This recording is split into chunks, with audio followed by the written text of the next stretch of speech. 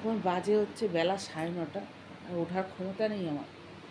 ছেলেকে বলেছিলাম মেয়েটা ঘুম থেকে উঠে খাবে, একটু ম্যাগি বানা। আটা রুটি করার আমার ক্ষমতা নেই, আটা মাখছে এখানে বসে বসে।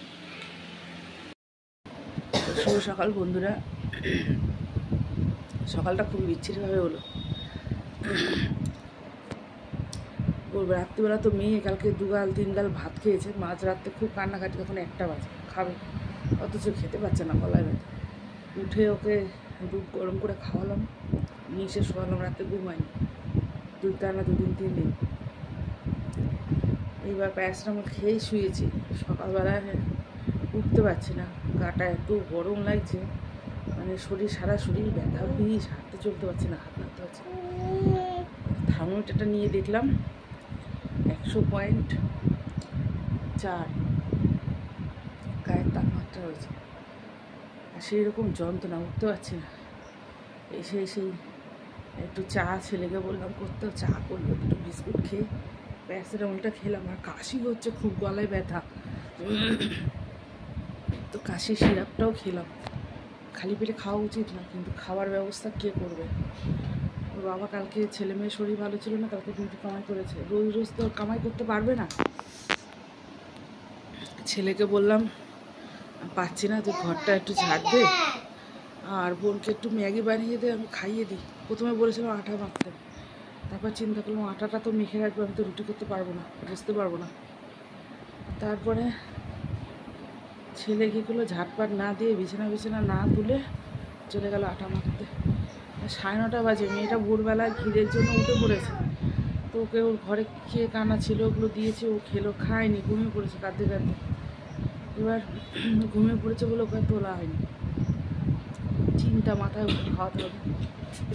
তারপর অনেকক্ষণ ধরে আওয়াজ কোনো পাচ্ছি না ছেলে, তারপর দেখছি ওই ঘরে গিয়ে আটা মাখছে। আমার খুব রাগ হয়ে গেছে, বাসি ঘরে ঝাঁট নেই, পাট নেই, বিছানা তোলা নেই, তার মধ্যে আটা মাখছে। আবার উঠে রাগ করে বিছানা গোছালাম, বিছানা ঝাড়লাম, ঘর ঝাড় দিলাম, উঠোন ঝাড় দিলাম। এখন নিয়ে এসে একটুখানি দুধ এনে রেখেছিলো বাবা, মুড়ি নিয়ে আসলাম, দুধ আর মুড়িটা খাবো, খেয়ে অ্যান্টিবায়োটিকটা খাবো, নাহলে তো আর কাজকর্ম করতে পারবো না বেলায়।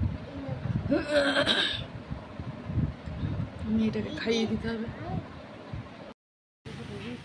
ছোট ছোট 1.5 কিলো সাইজের মাছ আছে, 1 কিলো 600 জনের মাছ আছে। কত করে? তুমি 200 টাকা কিনে দিচ্ছ। আমাকে লেজারে দুটো দিতে হবে। লেজার থেকে দিয়ে দাও। স্নান করে আসলাম, অল্প করে জল দিয়ে শুয়ে আছি। মেয়েটা শুতেও দেয় না, সেই কোলের মধ্যে কীভাবে শুয়ে আছে, সোজা হয়ে শুতে দেয় না। কালকে সারারাত্রি ঘুমোতে দেয়। মাছ নিয়েছি, কি রান্না করবো জানি না। ছেলেটা কি করলো,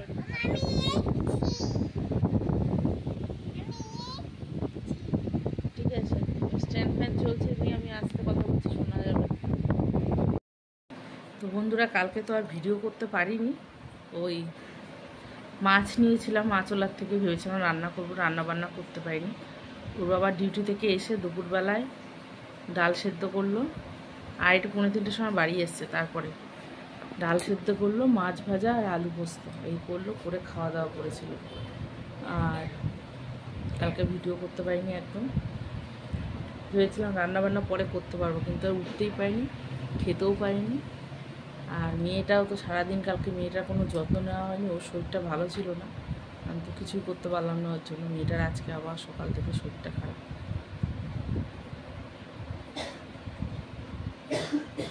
তো ভিডিও আর কি দেবো, এইটুকুই।